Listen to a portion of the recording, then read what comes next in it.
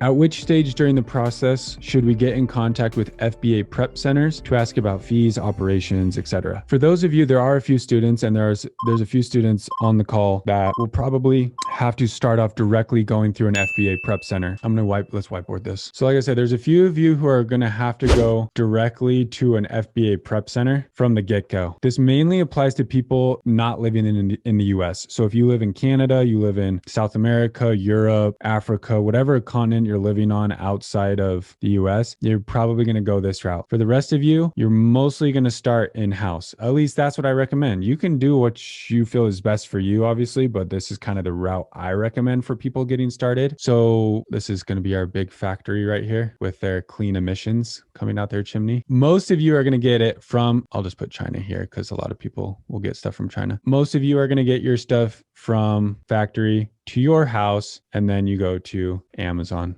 But some of you are going to go to prep center to Amazon. Now, you can, I'm going to say this, but I might regret saying this. You can go like this. You can go direct from factory to Amazon's warehouse if you want. It's a very risky strategy, and there's a lot of things that can go wrong. And if things do go wrong, it is a massive headache to try to fix them, meaning like, let's say your factory doesn't send the right quantities, your factory doesn't send the packaging correct, that your factory doesn't put the right labels on it. A lot of things can go wrong in this strategy. And if Amazon rejects the order and they have to send it back, then it creates a huge mess, because if they try to send it back to your factory and your factory loses it, then you're out thousands of dollars of product, and it's a huge time suck. So yeah, that's an option though. You'll see people who do it. I know many people who do it, but I also know many other sellers who are also very much against it, as I am kind of one of those people who am against that strategy, but it is one. So when should you start looking for an FBA prep center?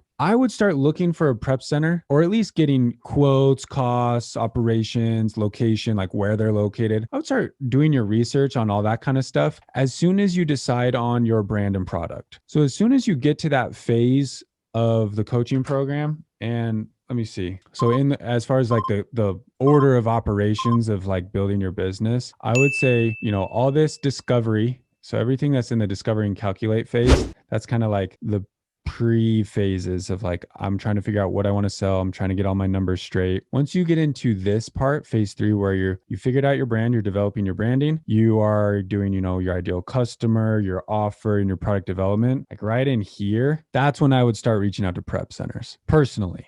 Because really everything up to this point, you really haven't spent any money. Like maybe you spent a little bit of money on product design and development right here on your branding kit, but you haven't spent money on ordering or samples or any of that kind of stuff yet. But by this point, you should know what you're selling. You know what your brand is, you know what you want to sell, because after this, you're going to start setting up your business. You're going to get your trademark potentially. So again, there's not really a need to find a prep center until you're kind of committed on the product and idea. And then you kind of, you start sourcing. So once you feel good about your numbers, you've done some initial outreach. Remember, you've done some initial outreach to get some early numbers. You're feeling good about it. You're feeling good with progressing with that. That's when I would start getting quotes from prep centers, because you're still going to be a few months out. You're still going to be 3-4 months out from actually getting the final product in hand. So you'll have plenty of time to do some outreach to prep centers, getting quotes and things, costs, all that kind of stuff.